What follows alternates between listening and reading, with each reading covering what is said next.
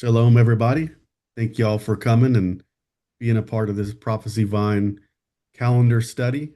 And like I said earlier, tonight we're going to be studying when is the true birthday or birth date, month, or season of Messiah. We all have been studying this and we think we're pretty close, if not completely got it dead on. And right now, this season, there's a lot of confusion about his birthday and is it this holiday that's coming up that the entire world celebrates, all kinds of religions celebrate, but we want to try to clear the air and get some of the confusion um, off the table. So I want to actually share first this really cool video that I found. At 5 BC, this record appeared in the astronomy records of the Book of the Han Dynasty. And translated into English, it reads, in the second month of the second year of Yanping, the comet was out of Altair. Altair is a star. This comet came out of a star and it lasted for more than 70 days. And it is said comets appear to signify the old being replaced by the new. Altair, the sun, the moon, and the five stars are in movement to signify the beginning of a new epoch, the beginning of a new year, a new month and a new day. This is dated 9th of March, 5 BC. That's Altair. It's in the constellation of Aquila. It's the brightest star in the constellation of Aquila. And the Chinese astronomers are saying on the 9th of March, 5 BC, this comet seemingly appeared out of this star, and it lasted for more than 70 days.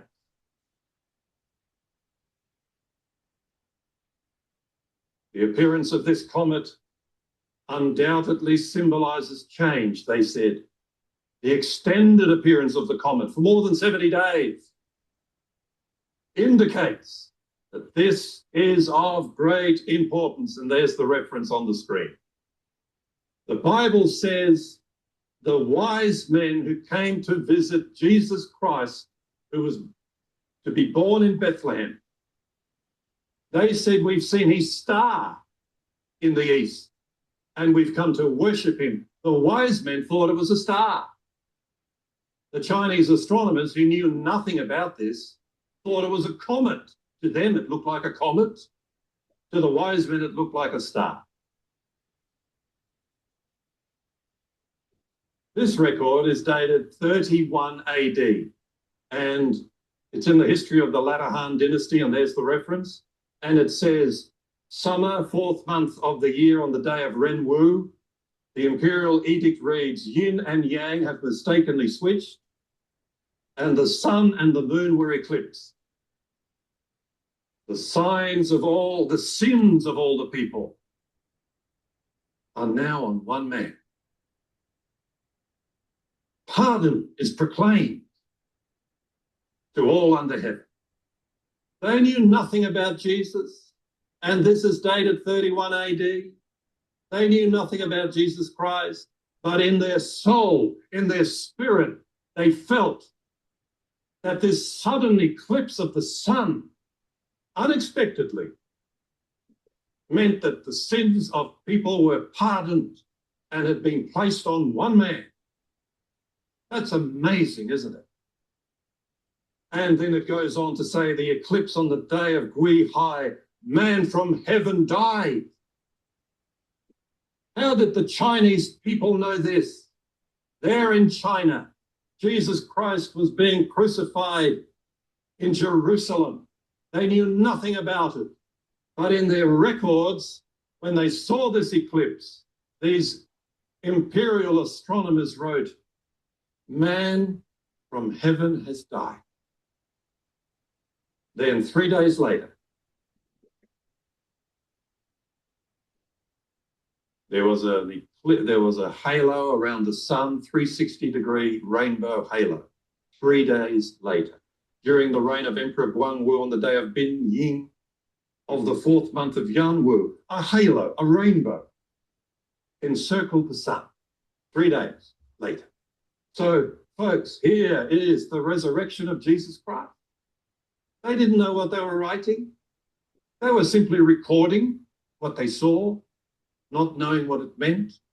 And so here, folks, to start off this amazing message tonight, we have 3 evidences where the Chinese astronomers, unknowing to them, pinpointed the year of Christ's birth, the year of his death, and 3 days later, his resurrection. And I hope if you're watching, I have now got your attention.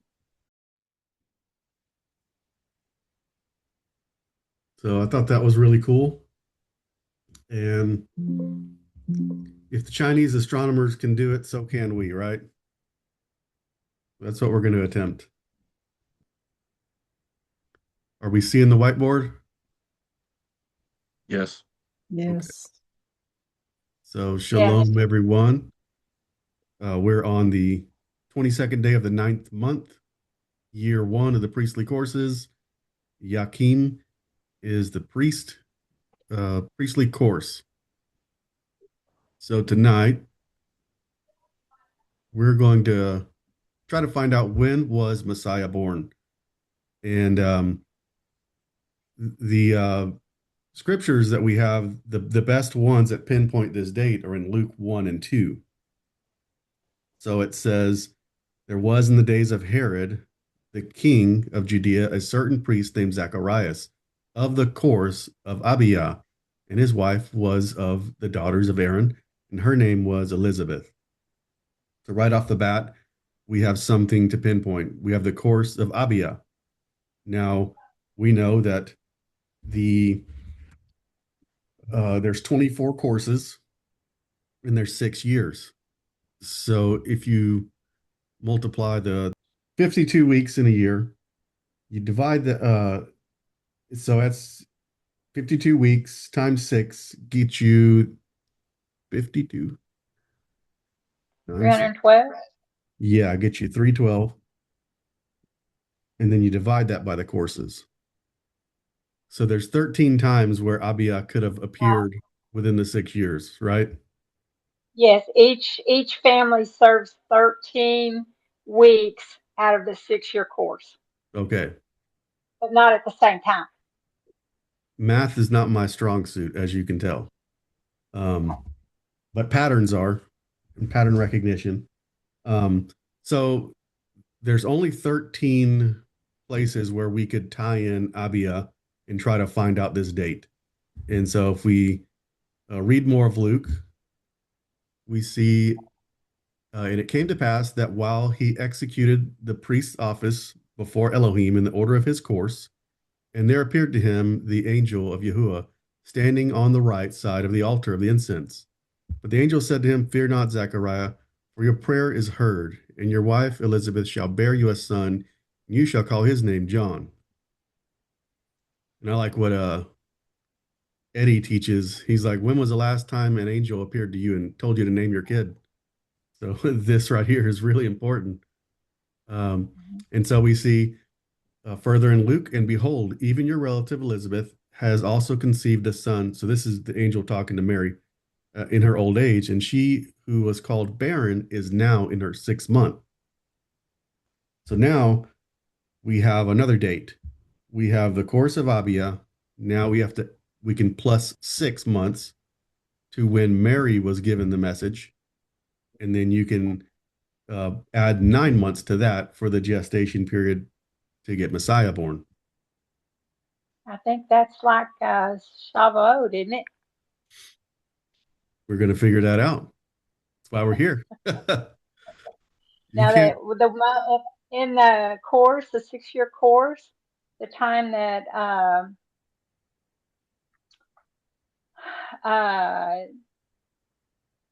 Abiyah serves at Passover is in the 3rd year. Yep. I saw that one too. That one's a very close match. Yes. In the So second year, he serves on the second Passover. in the second year Yes. of the courses, Yes. okay. So we have Abia. We have he meets up with. Let me just scroll down here. So what we have to do is we have to find a course of Abia. We have to add 6 months to it. Start the 9 month count for Messiah's birth, and it can't be in winter because when she gave birth, the shepherds were staying out in the fields and keeping watch over their flock, and they don't do that in winter. So we can rule out winter, and if we apply this formula, course of Abia, add 6 months, start 9 month count for Messiah's birth, we we can start to eliminate certain courses. And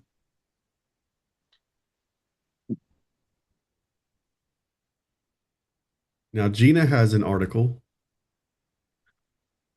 So here on Gina's website, Luke 1:15. So we're not going to read that. Here's what we'll start reading. In the 4th month, in a year 6 of the priestly cycle, is the first course of Abia. Each priest served 2 times each year. Abia entered service on the 4th day of the 4th month on the Zadokite priestly calendar in a year 6, on a Sabbath. He left service on the 11th day of the 4th month. The conception of John the Baptist likely occurred from the 12th to the 15th in the 4th month. Elizabeth's 6th month of pregnancy would equal up to the 15th day of the 10th month, a day after the conception of Yahushua.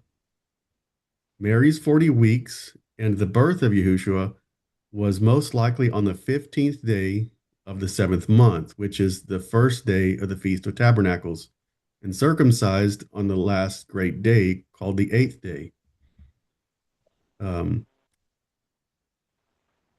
22nd day of the 7th month.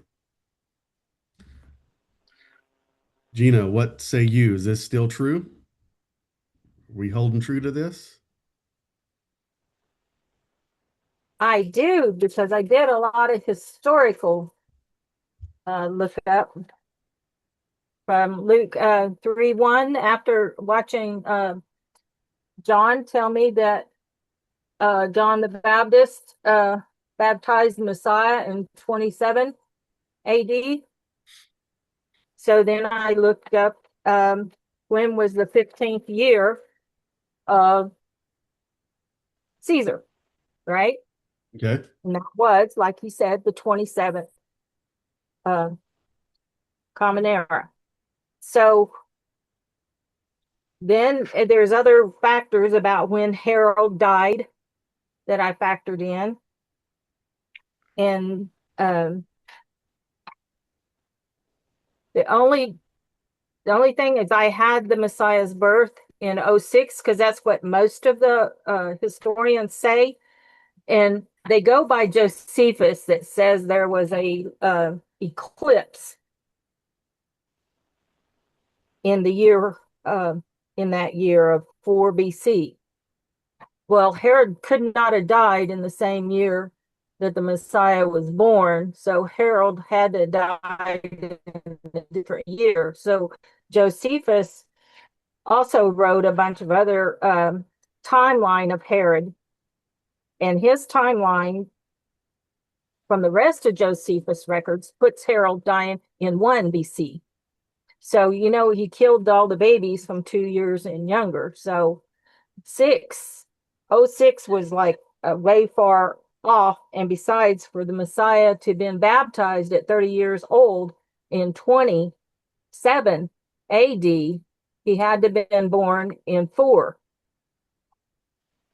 BCE, which would have put him that the same, you know, a few years before the Herod died. You know, that would have gave enough time for Herod to have searched out for the babies, and then he died after that, which there was another recording in Josephus of a of a eclipse, but it was a full eclipse in 1 CE instead of a partial one. That one in 4 BCE was just a partial one, like during the night when most people didn't even see. And that's why most historians get the data wrong and they don't search out the rest of the timeline. I found that out. Hmm. So, with all of that being said, if in 27 AD was the 15th year of Caesar, and John and the Messiah were 30 years old, then they had to be born in 4 BCE, as for Luke 3:1. Saying. Yeah, that's good. And I also found, let's see, I guess my question is, in Luke 1, verse 26, it says that he went to visit her, Mary, in the 6th month. So wouldn't her gestation start in the 6th month? It was the 6th month of Elizabeth's pregnancy, not the 6th month of the year. If you check other scriptures out and other concordances, you'll find out that it's not the 6th month of the year, it's the 6th month of Elizabeth's pregnancy, because later on it tells you, they're 6 months apart. Yeah, I've also read it the same way that Sherry has. And so that's where I started looking. So I was like, oh, well, that's perfect. We have a 6 month, we have the reference right there. But things didn't match up. So I went back and I'm like, oh, well, Luke um, 124, it gives you, and after these days, his wife Elizabeth conceived and hid herself 5 months, saying, thus hath Yahuwah dealt with me in the days wherein he looked on me to take away my reproach among men. And in the 6th month, so it's kind of like a continuation of Right. this verse up here. Okay. But if his dad was serving at Passover, that would make the 1st month. And then if she hid herself 5 months, that would be the 6th month of the year on the Zadok calendar. I don't know anything about what a Chinese calendar looks like, but on the Zadok calendar. Am I wrong? There's 3 possible courses of Abiyah. You have one in the 6th year, the 4th month, like I wrote in the paper. And then you have one in the 10th month in the 5th year. And then you have one in the 9th month of the 6th year. And the only one that fits with the historical records of Caesar in the 15th year of his reign would be the Abiyah serving in the 4th month of the 6th year. The other ones won't fit. Then if you take the 9th month in the 6th year, then you have the Messiah, John the Baptist, being born in the 8th month, and the Messiah being born in the 5th month of the 2nd year. And if you take the 10th month in the 5th year, then you have John the Baptist born at Tabernacles and Messiah in the 6th year, and the Messiah born in Passover the 1st year. And I'm under the belief that they were born in the same year, just 6 months apart, like it says, because why would they say John started his ministry and baptized the Messiah 6 months later? Wouldn't they both have started at 30 years old, like Messiah said? Could I ask a question? Yes, ma'am. This is a fully interactive.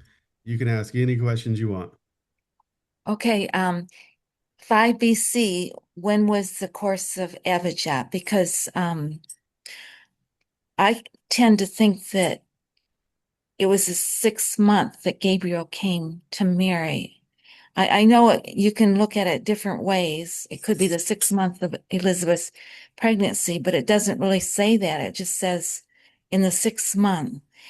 And if it's a 6 month, 9 months later would be the third month. And we know that in the third month is Shavuot in the middle of the month. And that is when Isaac was born. Isaac was born on Shavuot. The first Um, covenant child. and he is symbolic of the Messiah. So I'm not dogmatic about this, but I was just wondering if you've ever thought of that. I, He's I agree with you, Constance, but I mean, I don't know all that Gina knows, but it seems to me like if she held herself, if she was conceived in the first month and then you counted 6 months, then that would be her 6 month, right, but it would also be the 6 month of the calendar year. right. And that's kind of what I'm seeing here, unless there's something I'm not seeing. But so my question is the year before, in 5 BC, I'm just wondering if Zechariah served in the first month then. Can anybody look that He up? did. Yeah, he did. Well, I don't know 5 BC, but I do know that he served in the second year. Let's see.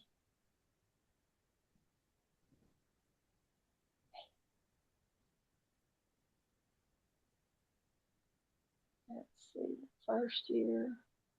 So that would be a year 6. 5 BC on that timeline would be a year 6. And that would be putting him, Abiyah, in the 9th month, the 21st and the 22nd day of the 9th month is when he would be serving.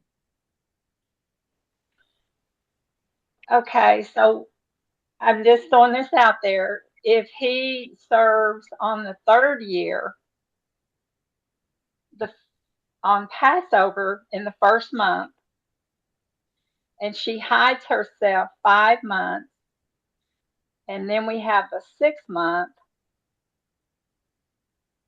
wouldn't that be, could, maybe, I don't know all about the BC years and all that kind of thing, but that would mean that he would be born around 9.5 months later, the 10th month, maybe the first of winter.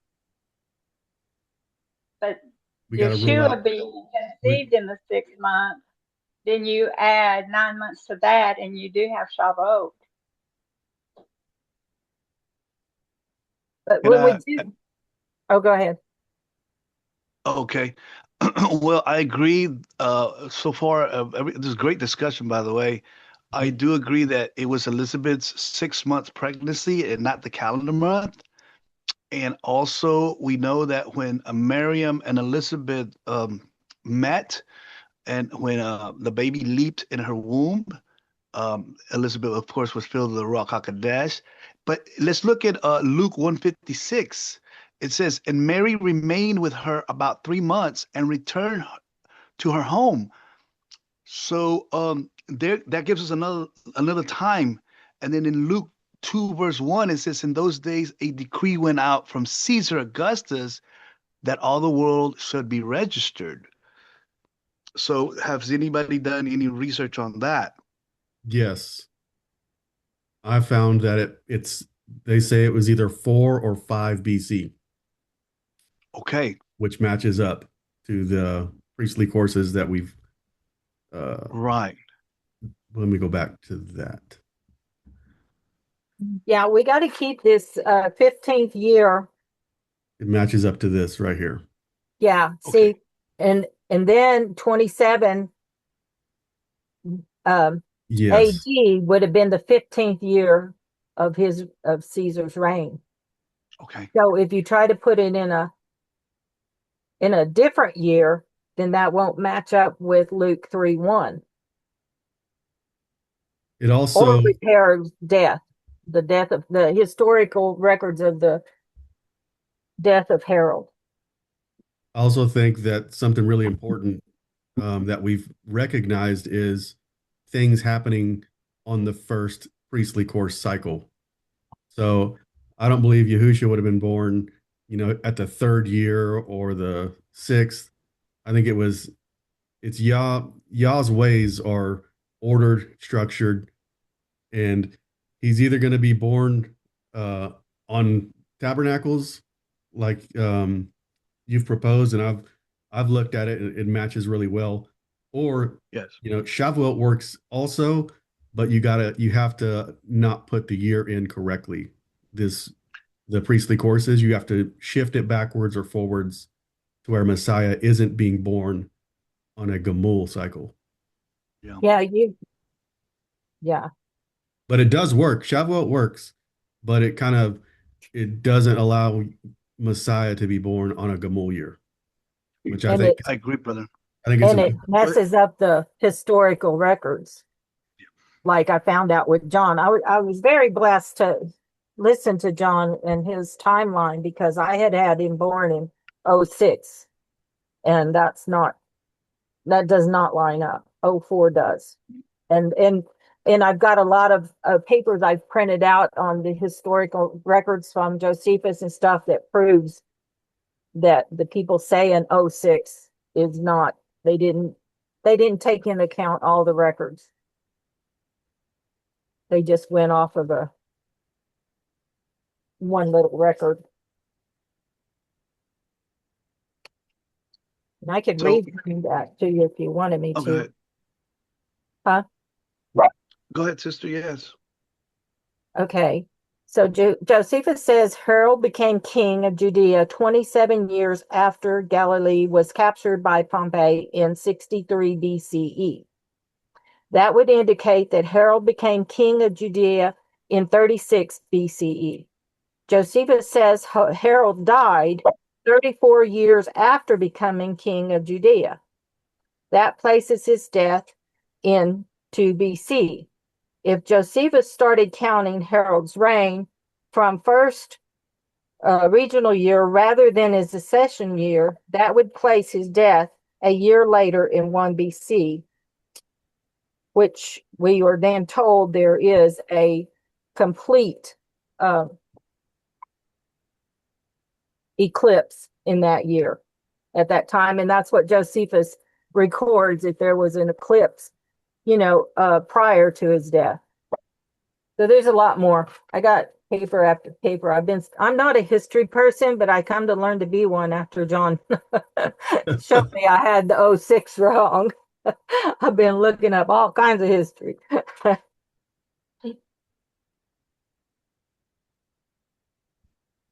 So, so, um, so are we coming into an agreement so far that Messiah was born on the Feast of Tabernacles, and 6 months prior on the 14th of the first month, John was born? Is that where we're coming to right now? Well, that's what I believe. I don't know. I think we're still working on it, right, Sherry? I just, I'm basically, I've got to take y'all's word for it because I don't know all about the 5 Qs and stuff like that. I just know that based on what I understand, Luke 1, he came to, she was pregnant. She hid herself 5 months. And then the 6th month, that's whenever they came to see Mary. And then 9 months later is Shavuot. And I know there's other people that believe this. I'm not the only one, but that the covenant child forever was born then. But I don't have any way to prove that. That just makes that just makes it easier for me to understand it. But I have to go by what y'all are saying because I haven't studied as hard as y'all have.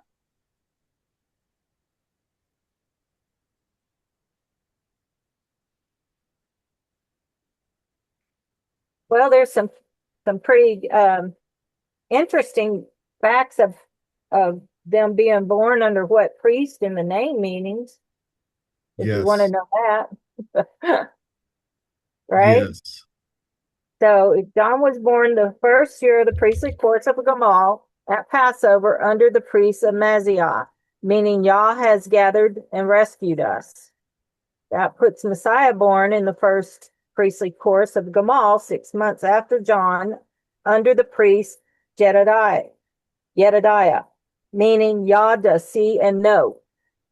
So I thought that was really interesting because then in 27 AD, when he starts his ministry at 30, in a year one, under Jedediah, the same meaning, y'all to see and know uh Jedediah. So I thought that was pretty neat when he was baptized, is under starts his ministry under the same priest. And then Messiah, when he announces the year of release at atonement, was under the priest of Yahushua, meaning Yah saves. And then the sabbatical year, when he died, it was under Yakim, meaning Yah will raise up that week. Yeah. And so back to his birth, I went ahead and looked up the musician and the commander because they're also part of this. And so it can say, so you have Yediah is the priestly course, the musician is Gedaliah, and the commander is Helez. And if you read these names, it says, Yah does see and know, Jehovah is great, he has saved. That's if you're putting Yahusha um, being born at Tabernacles. And you could actually probably move the commander in between the musician, and it would be Yah does see and know, he has saved, Jehovah is great. Also, I found another one. So at first fruits, um, it was under Yeshua, meaning from the throne, the seat of the Father. So, he went to the Father and came back. And we have Oh, first fruits of barley on the 26th. wow. And that's is that a year what year is that? Four or two? No, that's a year one. It's in year one? Yes, after he died. Yeah. So it's really awesome when you put these musicians and the commander in there. One thing I didn't ever it didn't click with me, but the musicians, it says they're for prophesying in the temple. Their music is for prophecy. Go to, I think it's Yes, I would like to have, I'm sorry, I said that wrong. That's a year four. okay. It's not a year one. It's a year four. I'm sorry.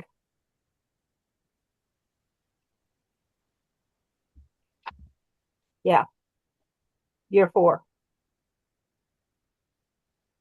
Yeah, I'm gonna read First Chronicles 25:1. It says, Moreover, David and the captains of the host separated to the service of the sons of Asaph and of Hemam and of Jeduthun, who should prophesy with harps and psalteries and with cymbals, and the number of the workmen according to their service.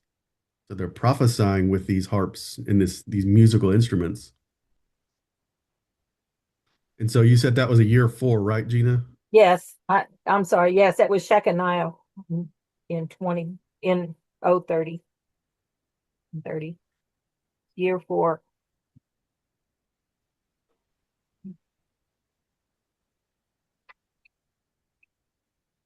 '26 is under Yeshua. Okay.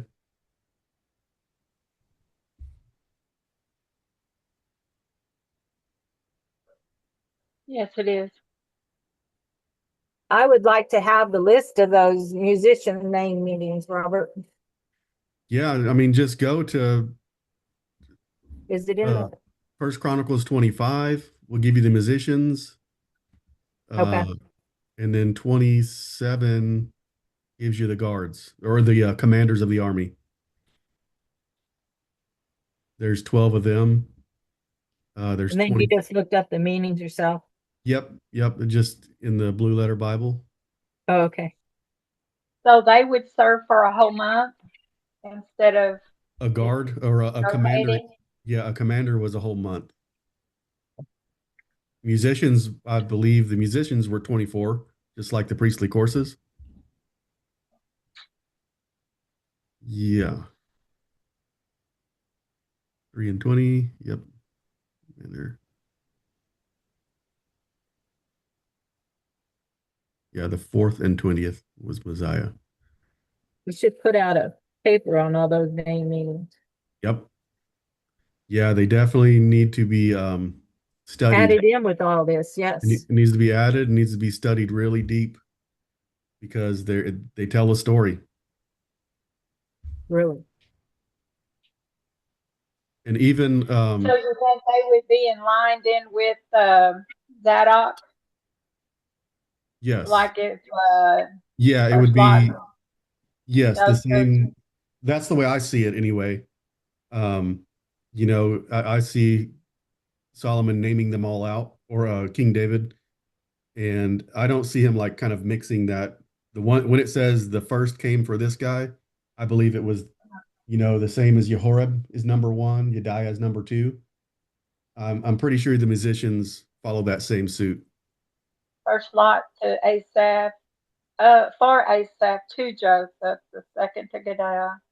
Well, I can do that and put their names. I can Yeah, make, and then the yeah, commanders.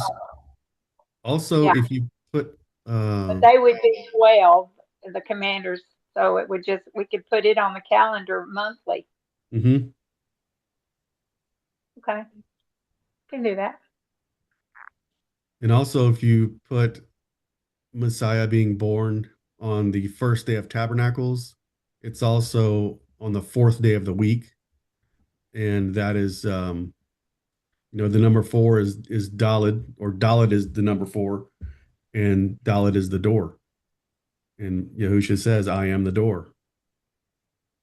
So, and since it's a lot of people teach that the first four covered his first visit and the last ones cover his second visit, we're saying that it all covered in 1 year. That Oh, the the say the feast on the where people, feast, people yeah. say, So he fulfilled the spring, and we're waiting for him to fulfill the fall. yeah, that's what you hear a lot of teaching, especially in Hebrew roots. But we're not doing that because it happened in 5 BC. Or yeah, I don't see. I know that's a popular teaching that he fulfilled these ones and now he's waiting to fulfill these ones, but Mm-hmm. I don't. I don't necessarily hold to that doctrine, because when he's doing the Passover with his disciples, um, he says this is going to be. He's not going to partake of this cup until it be fulfilled in the kingdom. So he kind of right there off the bat kind of chops that doctrine off at the knees, because he says it's going to be fulfilled in the kingdom. I believe all the feasts are going to be like fulfilled in one event at his second coming. I believe it's just going to be this. We're going to see all of this unfold in a moment when he returns. All these feasts are just going to come to life. Well, I guess well, at least for sure, the eighth day hadn't been fulfilled, I mean, because that's when he hands it back to the Father. Right. So maybe that's the day. I believe they're all a work in progress, because with one sacrifice, he fulfilled all sacrifices. So the Yom Kippur sacrifice in the future has been done. we're just gonna have to go through it. But that sacrifice is done. So I believe there things are have been initiated or in progress. That's what I think.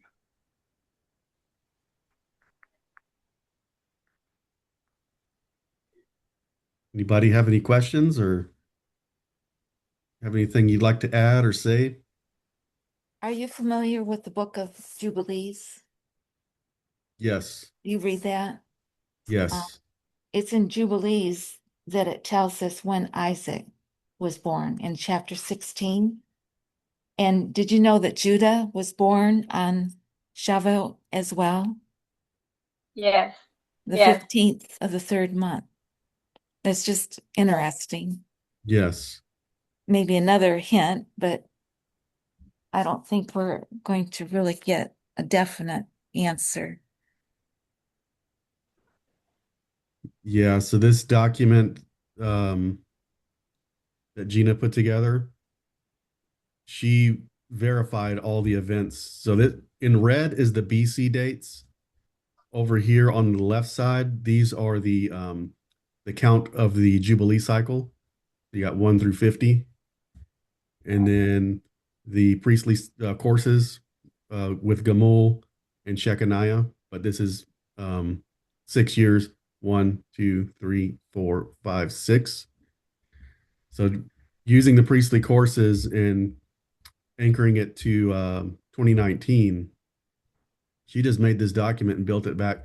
Oh yeah, I put a note here in 964 BC, Gina.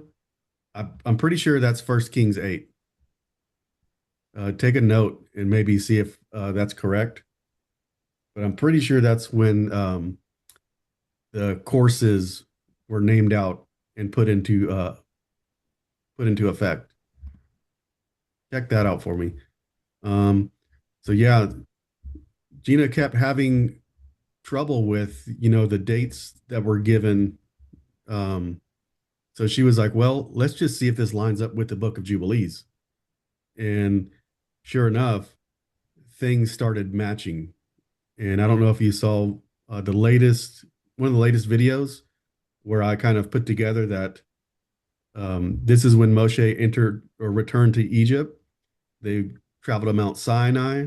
They're a year in the wilderness, and then they construct the tabernacle, and it lines up to the how we do our intercalation method with 6 years, and then after the 6th year you add a week, and we also tied that into the priestly ordination slash consecration, and it lined up perfectly here.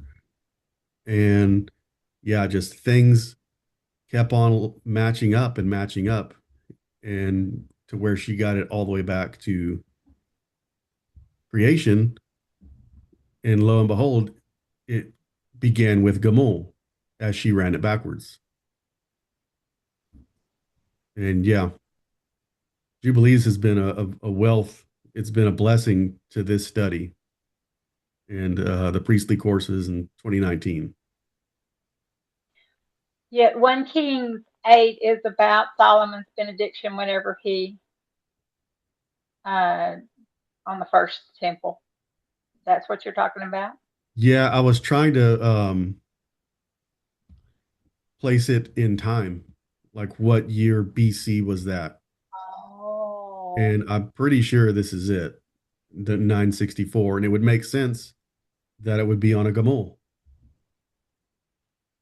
It's either here or it's at 971 at the beginning of a Jubilee. That's what I believe. But if you look Okay. up if you look up historically and you ask the right questions and go down the right trails, they'll tell you it's between 965 and 964. And so I looked, I'm like, okay, it's a Shabbat, it's a sabbatical, and it's Gamul. So Okay. I just picked a Gamul. Yeah.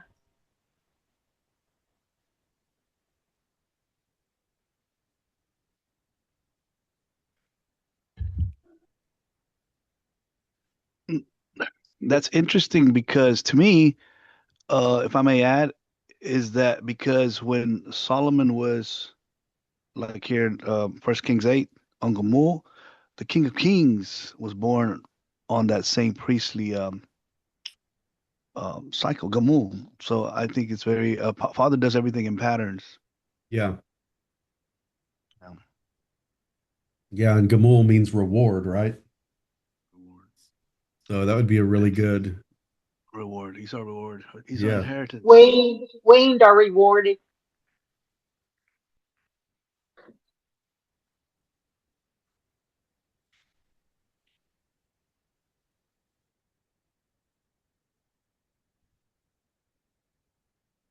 Yeah, it means reward of firstborn, first fruits. Okay. Gamal.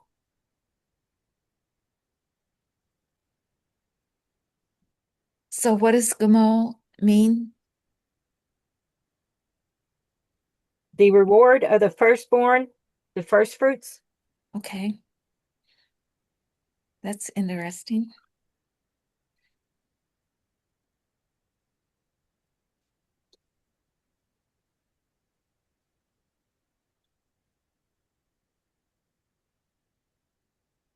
I also did John the Baptist. Um, what, let me see. Conception of John likely occurred the 12th in the fourth month. So the 15th in the fourth month. So that was the priestly course of Yeshua. We don't need to explain that one. And so it's Yeshua, gift of Yahuwah, Elohim made. And that's what the course is, and the musician and commander say about John the Baptist's birth or conception. So where are y'all getting y'all's definitions on those? I was just using what's in the Blue Letter Bible on like First Chronicles 24, and the name comes up and look to see what it says. So what are y'all? I mean, I'm just wanting to do the right thing when I do the others. Where are y'all getting that information? I took mine from First Chronicles 24, Blue Letter Bible, but there are different, if you go to different concordances, there are slight variations and differences. Because yeah, their gamol is weaned or rewarded, and you have to go down a little bit to see the rewarded, but it's there. Mm-hmm. But I didn't see the firstborn. So that was a study years ago that me and Sarah did many years ago, Sherry, and I can't remember where we got that um, printout with all of them on there. Okay. I'll Yeah, have to ask her when she gets well because I don't. She probably won't remember either. yeah, I found those same definitions, but I can't remember where either. So Okay. that's a good one I didn't put on there. So yes, so John was conceived under Yeshua. Huh. Mm-hmm.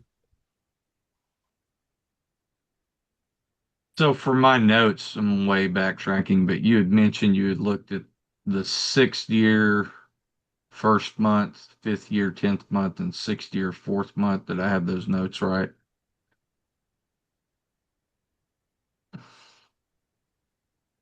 Say that again. You're talking about for the course of Abia? Yeah.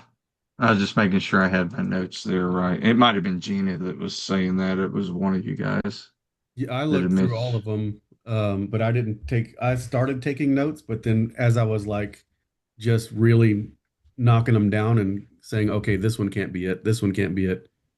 But yeah, I looked through all the years in any course where Abia was. I I did that formula, added 6 months and then added 9 months and X'd out anything that was in the winter. Um, what did you? What were you? I guess that was Gina's notes you were referencing. Can you say it again for her? Yeah, I mean, I was trying to take notes of just y'all were looking at three possibilities. It was right at the beginning of the discussion. One of I was taking notes fast, and I was just making sure you said the 6 month and the first year, or looking at the fifth year and the 10th month, or the sixth year and the fourth month as possibilities. I think maybe were you talking about Elizabeth's conception? Was that Yes. Mhm. okay? Okay. So that's the 6th year, the 4th month, and then there's only two other possibilities that would even come close to, well, that's the only one that really ends up with the date of Harold and and Caesar being his Mm-hmm. 15th year. But anyway, you have Abia in the 10th month of the 5th year of the 19th day, or you can have him in the 10th month, yeah, the fifth year, 9 months later would have been that. The only other one is the 9th month, the 22nd day of the 6th year, which Oh, that one totally puts them, in other months other than Passover and Tabernacles, which, and it doesn't even put them close to Shavuot for that what either. if So it puts what if John born in the 8th month of the 6th year, and then the Messiah the 5th month of the 2nd year. You were going to say okay, something, Constance? have you considered that even though the course was in a certain month, what if it took 2 or 3 months for Elizabeth to get pregnant? So you could have the course, you could know the course, but there's really no given that she got pregnant right then. So that would throw it off a couple months. Just Yeah, I mean it's tough too because you also have to consider did she go full term? Did she go the full 280 days? Or did she go late term?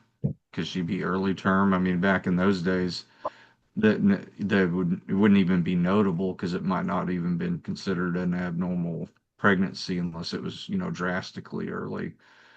And so I would assume too that they're doing just a strict 280, dividing that by 28 days, counting it at like lunar months, and then probably coming up with like a 10-month total instead of the 9 months and 6 days like we think of today.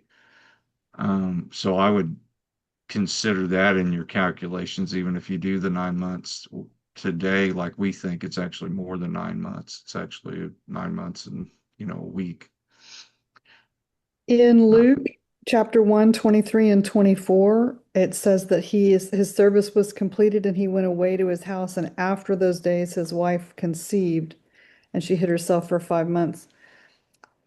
I don't know. Does that give us leeway to put in an extra couple of months or whatever for her to conceive? We know that Miriam conceived quite abruptly. So, it I'm just with says you it on doesn't that. say. So I take that to be like, so here's the course that we're proposing that leads to the Messiah being born on Tabernacles. So here's Abia, he's doing his service, um, and then he gets to go home here. Don't know if he lives in town or out of town, but I was like, well, let's just give it 3 days and he's home, And so here on the 15th day, I believe that he went home running, ready to do Yah's will. I want to be a part of Yah's will. And so I take this to be after those days. Like mhm, he left, and after these days, she conceived. that's how His I take it. his time And to travel. Elizabeth was aged in years, right? So I mean, it's probably arguable to say that that was a miraculous. And so if you know if y'all was going to decide that she was going to conceive, it was probably going to be I would think immediately, Yes, that's the way I so was thinking too. Also, um, it has to me, he has to be born on a feast, whether it be Shavuot or Tabernacles, because all the other we have, like you said, Isaac and Judah, we have all these. If you read the scriptures, these certain events happen on a feast day. So there's no way that Messiah wouldn't be born on any other day except for a feast day. Mhm. That's just my approach. Right. I agree with that. I think if you line everything up too, I mean, I think it really just boils down to two possibilities, really, because you've either got his service in the month of Sivan, or his service in the month of Kislev, and I think that's what Gina's alluding to. And if you do it in the month of Kislev, that puts Messiah's birth like randomly in the middle, possibly the middle of January, early February, as we think of the Gregorian calendar, which would be the month of Shabbat in the winter, which doesn't coincide with anything. But if the service is in the month of Sivan, um, that lines up with being, August, September for my Messiah's birth, which is much closer, if not dead on, for Tabernacles, right? I mean, the end of September, possibly. Um, so I think it's much. I think it, I think it's narrows it down really because I mean, it's just the courses really point the way in that. But like you said, calculating the musicians and the commander divisions gives some more validity to that, for doing the calculations, which probably needs to be looked into further but really, I mean, would there be any indication, I would wonder in any historical writings, or extra biblical texts or early writings that might indicate, you know, a February, late January birth? Because that certainly doesn't line up with the end of December. Uh, Unless they shift it back, it makes me wonder about, any early church father writings or something that might have data about that. Um, but I would be skeptical to that as well because of the blending of different feast days, or pagan feast days with what they call Christmas today, right? So what months did they keep the shepherds out in the field with the flocks? It wouldn't have been Would not December, have would January, not have been February. winter. Yeah, would not have been winter. It would not have been there. So you can cross that. Yeah, I've talked to people, and then even on Shabbat in Brother John's gathering, he's got a brother named Stephen who was he tends or used to tend to sheep, and he was very adamant. It Luke when Messiah was born and they were out, the shepherds were out in the field, they would not have been in winter. You don't have your Right, sheep out there in winter. right. Spring or summer. Most of them are born in the summer. Oh, another thing. So in Luke, I think it's 2, where it talks But about um so Luke 2:7 says, and she gave birth to her firstborn son, and she wrapped him in clothes and laid him in a manger because there was no room for them in the inn. Um, I saw somebody post that the reason why there was no room for her at the inn is because it was a feast. There was hundreds of thousands of people. So all the rooms were booked. So it gives you another clue that this was during a feast. And they also proposed that this he was in a manger. They proposed, could that have been he was in a little sukkah, like a temporary dwelling, because it was a feast of Sukkot, and maybe somebody had built one of these temporary sukkahs. Yes, Yeah, I do well, believe that. So they don't do that at Passover or Shavuot, do they? Make And sukkahs. there's no Oh, census that's taken at that time in history, is there? that's what he went back home for, was to be counted in the census. Yeah, He that's had what to I'm go saying. back to They Jerusalem. they did that in the fall, in the late summer, early fall, is what I've found out in history. Correct me if I'm wrong. I don't know. I didn't find any evidence that they would have done it at Shavuot or at Passover. a census. Right. I haven't dug that deep. I didn't find any like I searched for what month they would have done it, but I got nothing. I didn't get anything that said month. It just said Rome was very uh strategic and they would take a census often, but I didn't get when if there Oh, was a month tied to it. really? I did in the archaeology review paper, Okay. and they said it it would be the late August or sometime in September. Okay. There's another arrow on the board. Yeah, I mean, I just did some quick searching, I mean, to validate that. I mean, and you guys can do your own research, but yeah, it would just kind of agree that shepherds in the field, just from an ancient agricultural perspective, in the winter months, they put them up early autumn, and they would keep them in pens or shelters or caves of some sort during those winter months, and then and so and then the Romans doing a census, they're especially when they're making people travel. And I think it was it say it mentions Josephus suggests that census occurred after harvest, before winter, likely late summer or early autumn, because again, they got to do it in mild seasons so people can travel.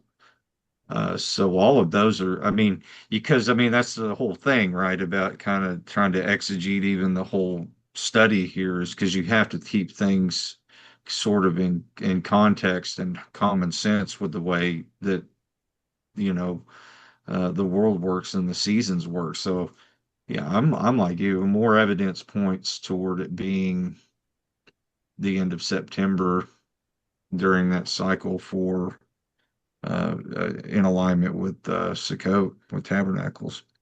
Wouldn't that also make sense? Like if you were a Roman um, governor and your duty was to collect taxes, and you knew the Jewish calendar or the scriptural calendar. Hey, all these men they come up to Jerusalem 3 times a year, so Yeah, we're going to do a census during these feasts. yeah, That's how I would do it anyway. yeah. It just seems like common sense. And that's when they would have their money because all the crops would be in. Right. Oh yeah, and if they're trying to extort a whole nation too, they know that a lot of them traveling far have sold animals and are bringing straight up bringing silver, gold, coins to celebrate that feast. And what better time to collect those taxes? Yep. They There can't you hide. go. They have a less opportunity to hide that money. Yeah. Like, And they're nope. there for 7 days. Okay. Wow.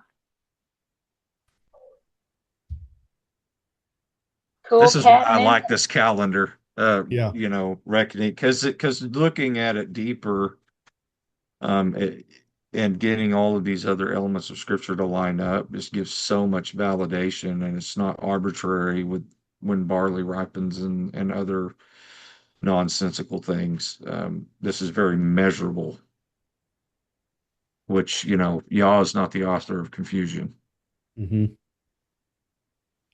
Yeah. He's not going to allow his calendar to be blocked out by the clouds. um, or a foggy night. Oh, couldn't we don't know what month it is now, and or the lack of rain and the little flowers didn't pop up, so nope, we don't know what year it is. Yeah, No. and it's interesting to study too.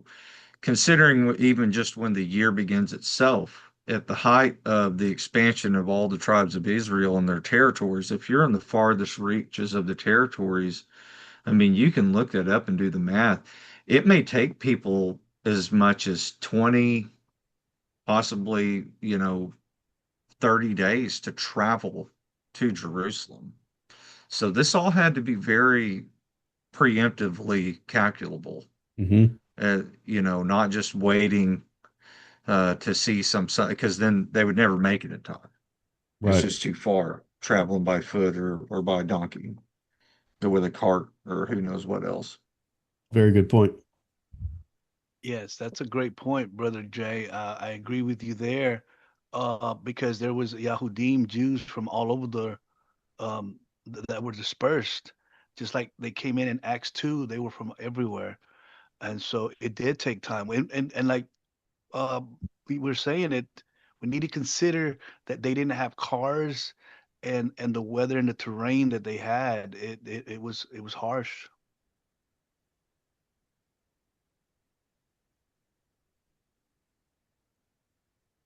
Yep.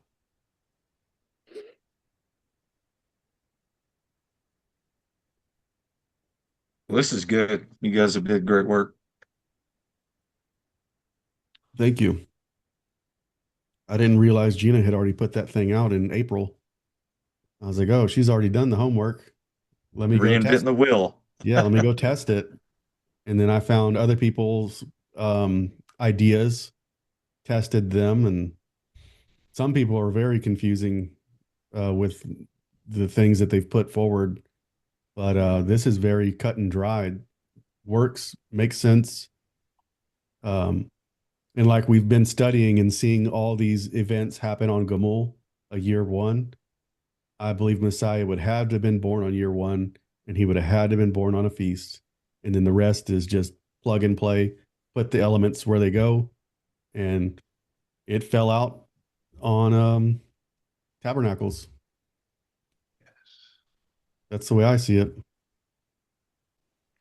Robert, when I was telling you or sent you that one for the 2031, where we do the intercalation, and we had the full moon on the last Shabbat Hmm. of that sixth year, and then a new moon on the first Shabbat of the first year. On the sixth year, there's a full moon also on trumpets. Hmm, interesting. Anybody else have something they want to share, add? I wanna do like John and give you a thought I had today. See where it goes.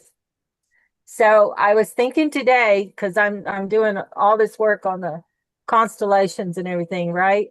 And then when you played that thing about the Chinese, I was thinking because I did look up what in the was this star or whatever it was that the they would have saw and followed that Hmm. rises in the east and followed, right?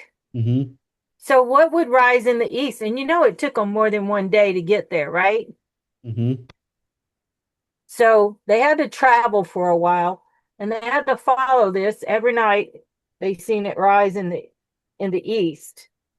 Well, it wouldn't be nothing to do with the sun because the sun you can't see where stars when the sun rises, you can't see nothing but the sun then, right? Hmm. Um, at Tabernacles, you would be seeing uh, Pisces, which is the two houses of Israel, coming together, rising in the east and ruling all night for that month of the seventh month. And I was wondering if that's not what they were seeing is the change from of the age of the Messiah now, which is going to bring the two houses together. Nice. Mm. Yeah, I think it makes a lot of sense, like that video shared too, that they would be following a comet, and they certainly would know the constellations and what are you going to follow it out of. If you've got stars, just the fixed stars, well, they're going to rotate with the constellations. I mean, with the exception of Polaris, right, the North Star. So you're not going to follow it, but if you're following a comet going out of a constellation for 70 days, that gives you a lot of time to travel. I mean, it's very interesting. Yeah, I don't know about the comet deal, but just for, with the change of the ages at the time the Messiah was born, um, and the two houses that he stands for, bringing them together, right? He said, "I came not but to the lost tribes of Israel," because the other one was there, right? So he's trying to bring them back together. Anyway, I thought I'd throw that out there. That video is very interesting. It's about an hour long. He goes into the characters, the Chinese characters, their writing, and how certain, like a lot of their words is it's pictographs, kind of like the Paleo Hebrew. It's pictographs. So the Chinese also have pictograph, and like the word for boat, the word for big boat is it's it's 8 people um inside of a boat. Hmm. And that's the story of Noah. Mm. Also the garden, the word for like deceived is a woman with 2 trees in a garden. So Wow. there, I'll drop that link for y'all. Yeah, I was going to ask if you'd drop it in the chat so I could copy and paste it in my notes here, so I could watch that whole video. That'd be great. Because yeah, I mean, why wouldn't we look at different dynasties and different kingdoms, the records of what they've seen of their always get the words mixed up, but astronomy or I think it's called astronomy.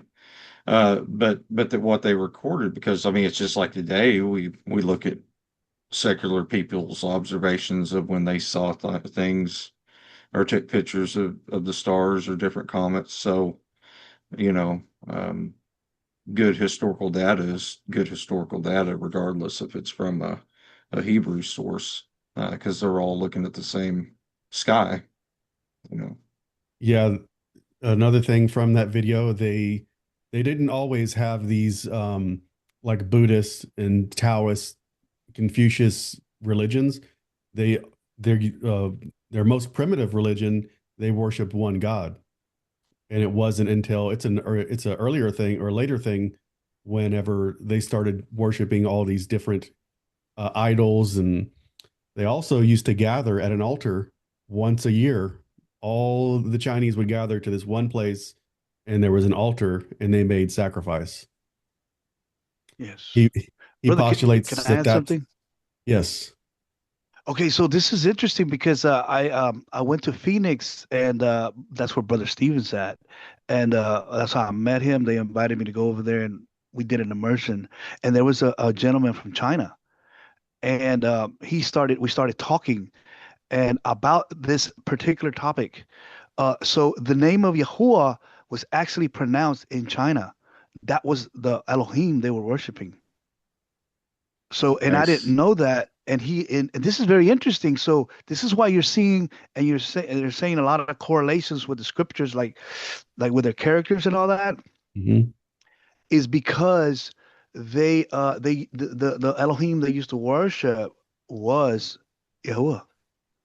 Yeah. Yeah. Yeah. And so I just wanted to say that because it's very interesting. Yeah, they were very astute astronomers, the best astronomers that there was. They they were the first to sail ships, across the entire plane. They mapped out all the stars, the north and the south. They made a mechanical stellarium. They did all these incredible things long before, the Europeans ever came along. And they were incredibly intelligent. Their history is well documented. So there's a lot to learn over there.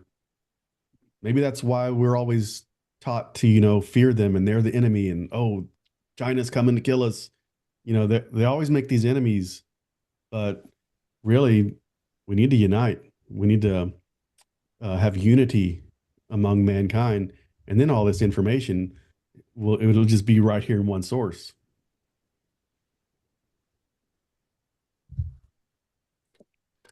Hallelujah. But I'm glad we all agree that December 25th is not Messiah's birthday. Not Christmas, right? Yeah, it's being pushed by people. It's crazy. Even people who are Torah and teachers teaching confusion. And I think there's a lot of clarity of this situation, this date that can be found just by knowing the calendar. Study the calendar. If you're not into the calendar, you shouldn't be talking about dates and when Messiah was born, and don't teach confusion. It's been crazy this year. Yeah, it's like an English teacher trying to teach math.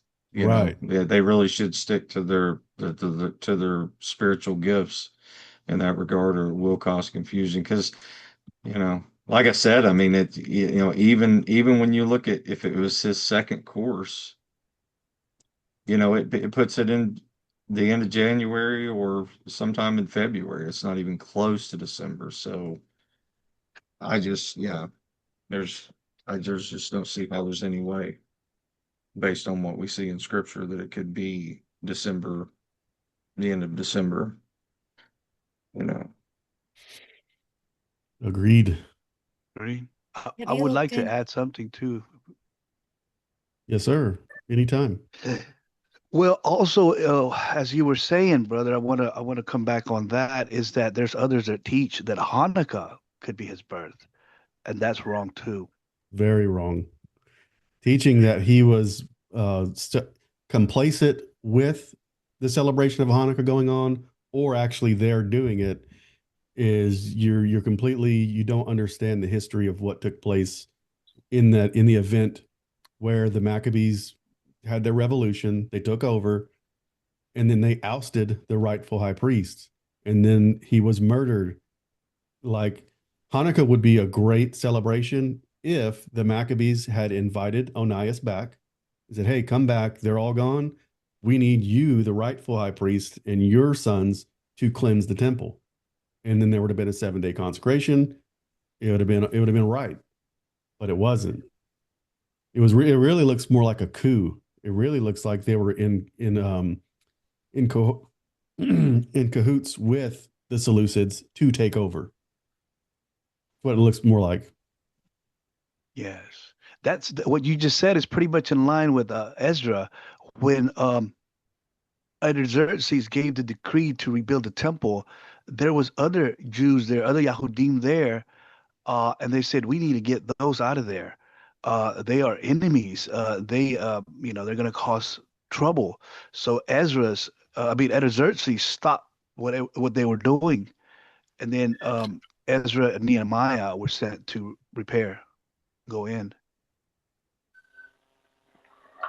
I didn't catch that one, but yeah, we'll have to look at that. The rightful priests. Right.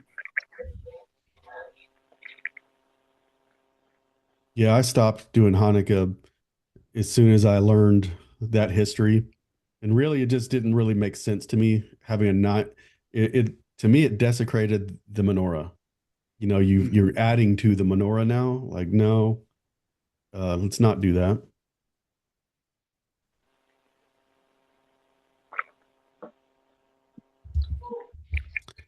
But I don't condemn anyone who does that. It's not my job to go out there and bash people. Right.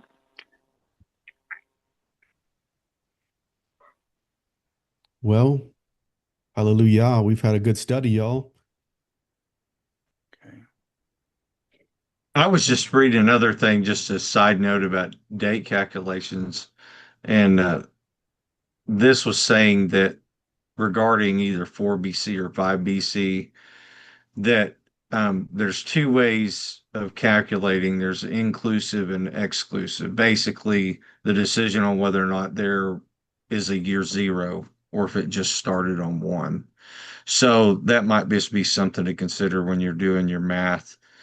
So there really might not be a conflict when you're coming up with the year 4 BC or 5 BC when you're doing the math for some of this stuff, depending on whether the source is inclusive or exclusive on a year zero. I can tell you this, I worked with Avi on that, and he told me there is no year zero. So I didn't put that in my paperwork. So, but the No. Chinese may. So that may be where the difference is here. Yeah, that's why I was That's a very pointing. good point. Yeah. Good, So good, don't good, throw it good out point, as a Cal. witness. Yeah, exactly. Is what I'll. Yeah. So, yeah, their 5 BC may be R4. Yeah, I was thinking about that earlier too. Yeah. No, Avi was very, very much telling me don't put no zero in there. And then he gave me all this stuff to research, and I did. I didn't put it there. So So what year do you think that he was 30? What year AD was he 30 years old? 27. Okay. Yeah. And like I said, that goes along with the 15th year of Caesar, just as the history says. That was the 15th year reign of Caesar in Luke 3, right? When John and baptized the Messiah, they started the ministry, right? That puts it at about a 3.5 year ministry, right? Exactly. And then right here, the sabbatical year, that's when Right. he read the great Isaiah scroll uh, on this day, and you're hearing this prophecy has been fulfilled. He was declaring the year of release, setting the captives free on the Jubilee or on the sabbatical year. Right, because the sabbatical year is when the slaves got free and you got free of all your debts. And Right. that's the year of release. It's 30 AD. Yeah. Robert, are you still able to share all of that with us? All the Yes. paperwork? Yes. That would I be great. will. I've been sending it to people as they ask. I'll get it to you. Okay, thank you. No problem. So Robert, I was um like me and John was talking about, like, so in 29 at atonement, he would have stood up and read that announced for the sabbatical year to start the next year. Oh, okay. That's right. That is right. Yes, because he announced it at atonement, and then it starts in March of the next year. Is that correct, John? Yes, you're right. Yes. Yes.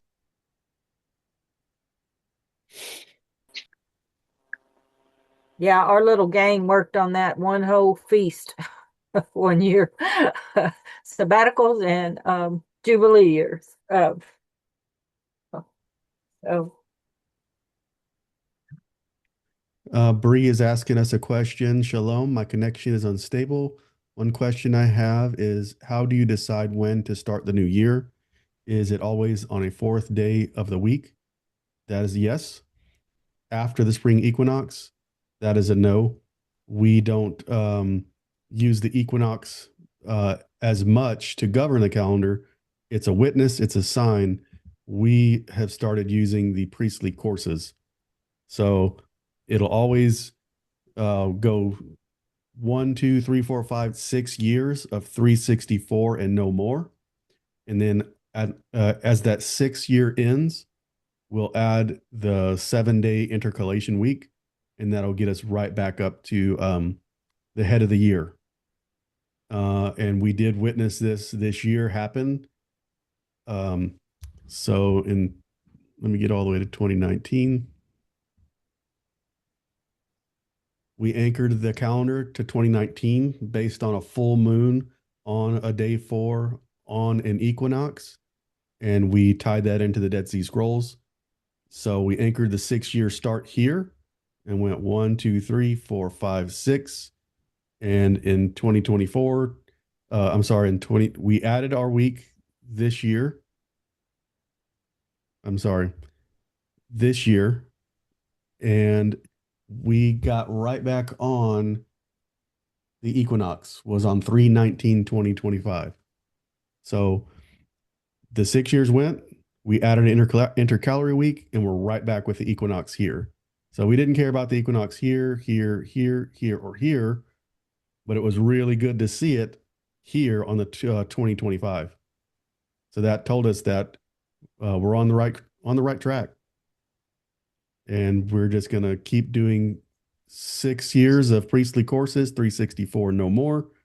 On the 6th year, at the end, we intercalate 1 week, and boom, we will be right back with the solar cycle, sun, moon, and stars, and all that good stuff.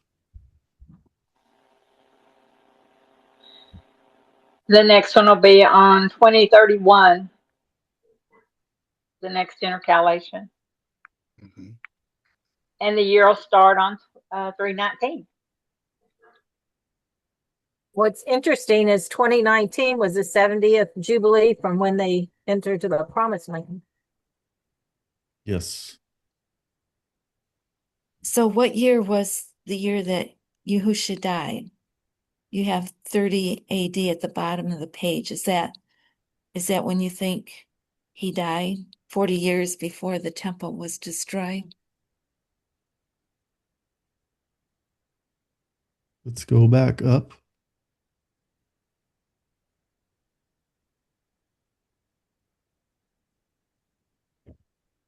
$30 AD.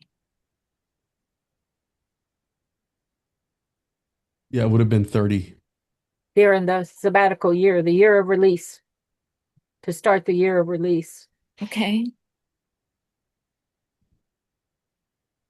So 40 years is usually a time of testing. From the time he died to the time Jerusalem was destroyed. The temple, yes. The temple, yeah. And what's really pretty interesting is you can see that, let me go back to my notes.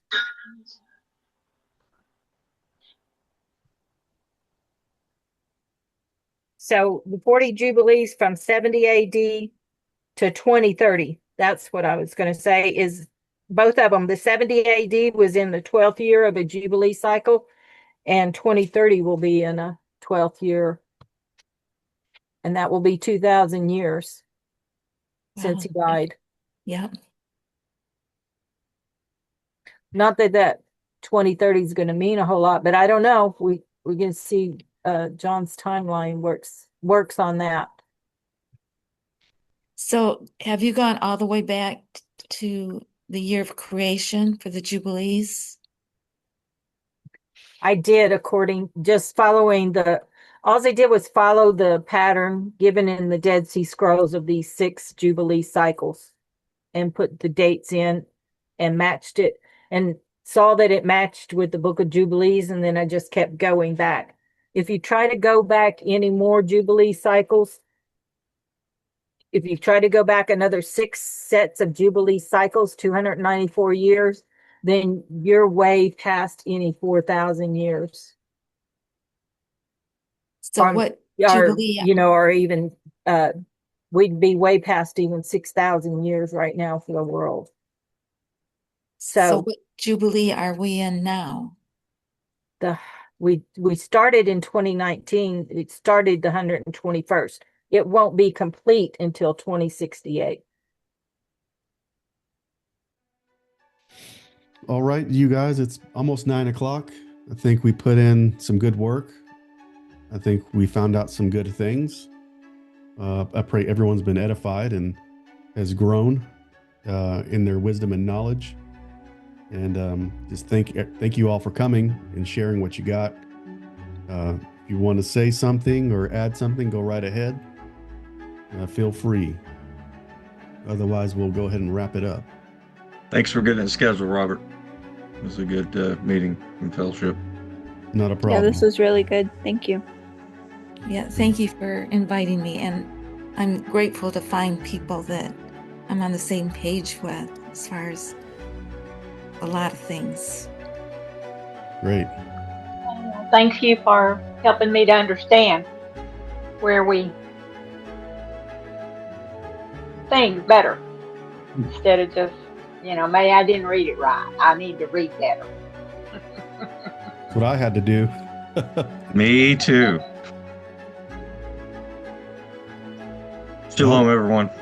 Thank you all for coming. Shalom, shalom. Y'all have a great week.